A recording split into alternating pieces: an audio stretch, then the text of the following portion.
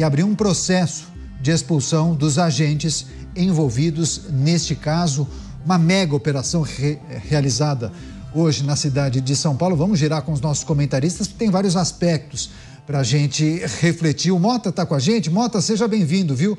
Ótima noite a você, dia importante nessa operação aqui em São Paulo. Muitos detalhes da atuação do PCC foram revelados. Queria que você abrisse essa edição de Os Pingos nos Is, trazendo suas impressões acerca dessa operação. Parabéns ao GAECO, parabéns à Polícia de São Paulo. Boa noite a você, Caniato, boa noite aos meus colegas de bancada, boa noite à nossa audiência. Os promotores que participaram dessa operação declararam que a Cracolândia se transformou em um ecossistema de atividades ilícitas. Olha, muita gente acha que essa é uma descrição que se aplicaria perfeitamente ao Brasil. É impressionante o que acontece quando o Estado não desempenha o seu papel de garantir os direitos do cidadão, principalmente os direitos à vida, à liberdade e à propriedade. O espaço vazio que o Estado deixa é ocupado pelo crime, organizado e desorganizado. Está na hora de dar um basta nisso. O exemplo de São Paulo bem que podia se espalhar pelo Brasil.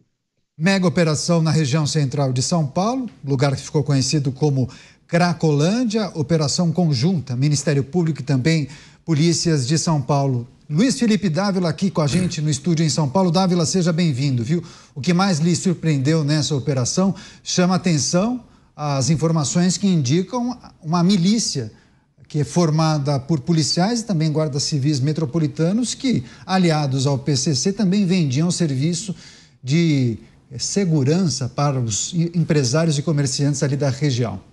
Boa noite, Caniato, boa noite aos meus colegas aqui de bancada e boa noite à nossa audiência. Bom, primeiramente, é preciso não só parabenizar a polícia, essa ação conjunta com o Ministério Público, mas também é preciso reconhecer que o crime sempre vai dominar parte do território quando durante muito tempo se faz pouco caso. A Cracolândia existe já há décadas e não é possível que nós não conseguimos restabelecer a lei e a ordem nessa terra de ninguém. E onde há terra de ninguém, em qualquer lugar do mundo, Caniato, o crime organizado toma conta do território e controla tudo que está em sua volta. Não só droga, como aluguel, lugar de apartamento e lojas, prostituição, taxa para proteger, entre aspas, as pessoas que ali trabalham. É isso que o crime faz. Não existe vácuo. Onde não está a ordem e a polícia, está o crime e a lei do crime. É isso que vem acontecendo há anos na Cracolândia. E sempre todos os governantes, prefeitos dizem que vão acabar com isso e não acabam. Esperamos que esta seja a primeira medida para desmantelar esta região no centro de São Paulo, que se tornou o território do crime, onde não existe nem lei, nem ordem. Pois é importante a gente lembrar e também destacar para a nossa audiência que muitos mandados foram cumpridos, 7 de prisão, 117 de busca e apreensão, 46 sequestro e bloqueio de bens, enfim, uma grande operação que movimentou uma porção de agentes das polícias, além, claro, dos integrantes do Ministério Público. E, claro, as informações chegam, a gente vai tentando conectar todos os dados que foram revelados, não somente pelas polícias, Secretaria de Segurança Pública e também pelo Ministério Público. Cristiano Beraldo já com a gente? Vamos girar. Cristiano Beraldo. Beraldo, seja bem-vindo, viu? Ótima noite a você.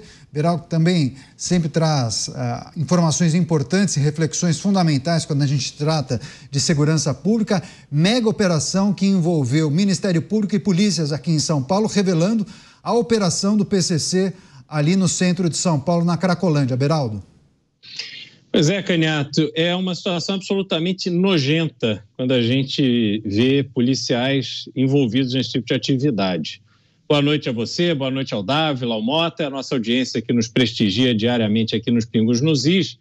E a gente precisa olhar esse caso com dois aspectos, né? Primeiro é o aspecto da iniciativa daquele que, munido de poder concedido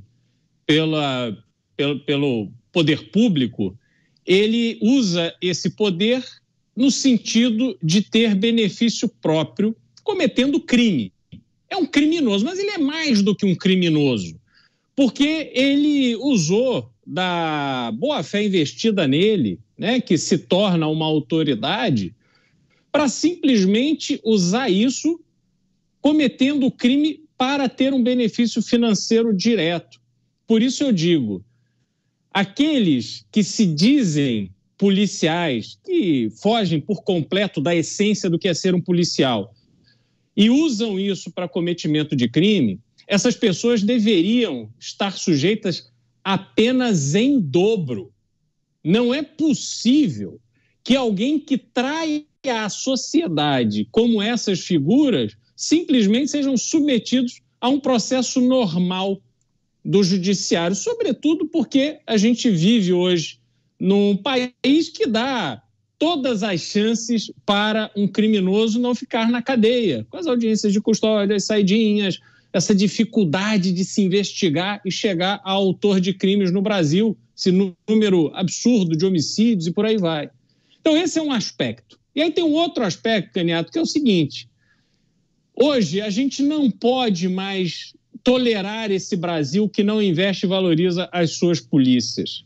Se a gente tivesse dinheiro sendo investido nas polícias, Polícia Militar, Polícia Civil, Polícia Rodoviária Federal, Polícia Federal, se realmente essas carreiras estivessem sendo valorizadas, eu tenho certeza absoluta que os concursos públicos atrariam pessoas mais bem qualificadas e você teria melhores condições de fazer essa peneira para identificar aqueles que realmente têm vocação para servir na segurança pública.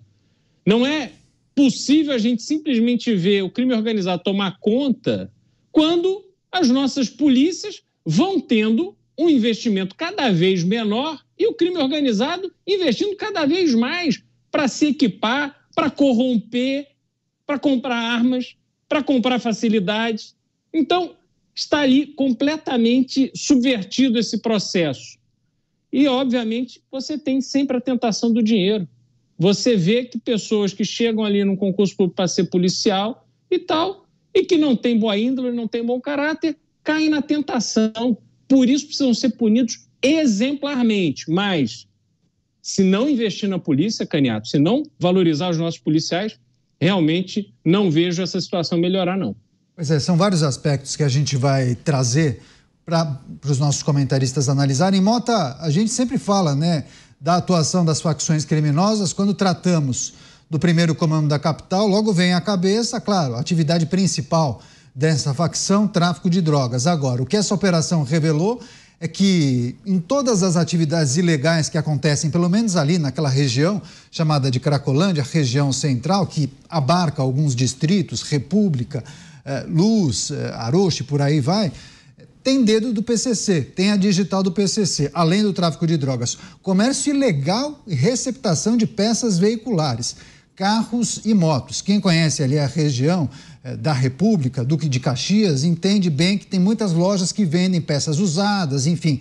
É estranho o movimento ali. Ou seja, segundo a apuração, tem participação do PCC. Armas e celulares. Muitos entendiam que os celulares era uma atividade ilegal das gangues dos africanos, mas não, parece que também tem conexão com o PCC. Agora, chama atenção, exploração de prostituição. Tem alguns prédios, Mota, ali no centro, que são conhecidos como prédios do sexo. O camarada que é dono do prédio aluga os quartos e ali rola uso de drogas de forma livre, uma espécie de um supermercado de drogas, e mulheres se prostituindo por 10, 15, 20 reais. Assim, é uma situação terrível. E, claro, também a informação que chegou, né? A submissão de pessoas a trabalho análogo à escravidão. Agora, o PCC conseguiu ampliar sua atividade, não foi ontem, né, Mota? Não foi de um dia para o outro. Como é que essa facção conseguiu alcançar tantos segmentos dentro da criminalidade sem que ninguém impedisse essa ampliação dos negócios, hein? Ela teve a permissão do Estado brasileiro, Caniato. Há muitas décadas, o Estado brasileiro dá permissão e estímulo às atividades criminosas. Mas como o Estado brasileiro faz isso, Mota? Tornando cada vez menores os riscos e as punições a quem comete crimes no Brasil. Você vê no Brasil a existência de um ecossistema de entidades dedicadas a defender os interesses, os benefícios, os direitos dos criminosos. É sempre uma boa ideia parar e perguntar de onde vêm os recursos que sustentam tantas pessoas que têm como ocupação principal se preocupar com os direitos dos criminosos. Porque é tão difícil endurecer uma legislação penal no Brasil. Porque toda vez que você tenta tirar um, entre aspas, benefício dos criminosos, logo aparecem inúmeros interlocutores de peso dizendo que não pode, que é inconstitucional, que isso é um atraso à democracia. Esse é o primeiro ponto para reflexão. O segundo ponto que eu proponho aqui, Caniato, e eu acho que isso é o aspecto mais chocante dessa notícia. Isso está acontecendo no centro da maior cidade do Brasil. E aí eu pergunto a você, espectador, a você que está me ouvindo no rádio, se isso acontece no centro da maior cidade do país, imaginem vocês o que acontece perto das fronteiras do Brasil. Pois é, importante reflexão e questionamento do Roberto Mota. Deixa eu só trazer, antes de passar a palavra para o Luiz Felipe Dávila, porque de acordo com os investigadores do GAECO, tem pelo menos 3 hotéis ali na região central da capital paulista que integram essa rede do PCC, ou pelo menos tem conexão com a facção criminosa. E nesses hotéis acontece, além da venda de drogas, a exploração da prostituição. As mulheres que vendem os corpos ali são dependentes químicas. E aí o PCC acaba explorando sexualmente essas mulheres e não remunera com dinheiro, e sim com entorpecentes. Uma situação, assim, delicadíssima, né, Dávila, que vai além de uma questão somente de exploração sexual. Eu acho que é um problema que vai além, saúde pública, tem muitos crimes que podem ser identificados, imputados à facção, enfim, é uma reflexão profunda que é preciso ser feita agora. É verdade, mas aí Beraldo e Mota já tocaram em 2 pontos fundamentais. Um é investimento na polícia, outro é a questão do Mota, a questão da impunidade, que é uma coisa que nós sempre mencionamos aqui, e leis penais que acabam fazendo com que essas pessoas não sequer sejam presas, ou quando são presas, são soltas imediatamente. Então nós precisamos de uma força-tarefa para acabar com a impunidade, endurecer as penas e fazer cumprir as penas, senão não adianta. Por isso que essa lei de execução penal, essa reforma, ela é tão importante para fazer com que as penas sejam cumpridas plenamente. Segundo, a justiça precisa cumprir o seu papel, que é manter esses criminosos presos. Precisa ter, terceiro, como bem mencionou o Beraldo, investimento na polícia. E quarto, modificação na legislação. Você não consegue acabar com a Cracolândia se nós não pudermos ter a internação de maneira compulsória desses drogados. Essas pessoas não têm mais capacidade de exercer o livre-arbítrio e tomar decisões na sua própria vida. E aí é importante, para restabelecer a ordem, que essas pessoas recuperem a sua sanidade mental, a sua saúde, a sua dignidade, para poder amanhã voltar a ser cidadão e exercer o seu livre-arbítrio. Então, a internação compulsória, ela é fundamental. De novo, isso é muito difícil fazer e amanhã o Ministério Público não ingressar contra o governante, etc. Então, é um conjunto de medidas, leis, investimento, punição rigorosa, e essa história da internação compulsória para que nós possamos resolver esse problema que se arrasta, como eu disse aqui, há décadas. É inacreditável que, como bem disse o Mota, na maior cidade do Brasil e numa das maiores cidades do mundo, a cidade mais rica do país, nós tenhamos um pedaço do território que é controlado absolutamente pelo tráfico de drogas, pelo crime organizado e com conluio com essa parte podre da polícia. É preciso acabar com isso. Então, chega de discurso, vamos montar uma força-tarefa para enfrentar esse problema de uma vez por todas. Pois é, o paulistano deseja isso já há muito tempo e vê muito pouco acontecendo. Beraldo, dá para fazer um paralelo entre a Cracolândia do centro de São Paulo e a Skid Row, a Cracolândia de Los Angeles? Recentemente você até fez uma postagem dessa região que está muito distante da Hollywood Boulevard, aquela região conhecida de Los Angeles, né? O que as autoridades da Califórnia fazem para tentar combater o tráfico de drogas por ali? É impressionante esse exemplo que você citou, Caniato, da Cracolândia de Los Angeles. Não é só lá, não. Tem vários lugares, não só na Califórnia, que repetem esse mesmo cenário absolutamente degradante para o ser humano, aquelas pessoas completamente drogadas, jogadas no chão, sujas, quer dizer, uma coisa horrorosa. E o mais impressionante é que há políticos que acham que isso é um experimento, que faz parte da liberdade, que não pode fazer isso que o Dávila apontou, que é a internação compulsória. São pessoas absolutamente doentes, e tão doentes que são incapazes de tomar decisões em favor de si próprias. Então, se você não tiver uma intervenção, obviamente essas pessoas já perderam a capacidade de se proteger. Nesse momento é que o Estado tem que estar presente protegendo os seus cidadãos, mas nessa hora não. Nessa hora o Estado não pode chegar perto. O que vale é a liberdade, deixa um fazer com a sua vida o que bem entender. Errado, porque nós pagamos a conta. Nós, cidadãos de bem, trabalhadores, pagamos a conta da violência, pagamos a conta do custo que o Estado tem para cuidar dessas pessoas. Mas isso tudo faz parte da mesma dinâmica, Dávila, de que o preso, quando ele sai, é para ressocializar. Ou seja, na cabeça dessas pessoas, é a sociedade que tem que se incumbir de ressocializar o criminoso. E da mesma forma, é a visão em relação a essas pessoas que estão ali dependentes da Cracolândia. A sociedade é que se vire com essas pessoas. A sociedade é que incorpore essa realidade no seu cotidiano. Ora, não é possível que não se veja, porque se você olha uma situação das pessoas na Cracolândia e não tem um sentimento de pena que você precisa realmente fazer alguma coisa, o Estado tem que fazer alguma coisa para resolver essa situação, você já morreu por dentro. Porque olhar aquela cena e achar que tem alguma coisa a ver com liberdade é coisa de quem está doente, doente da cabeça.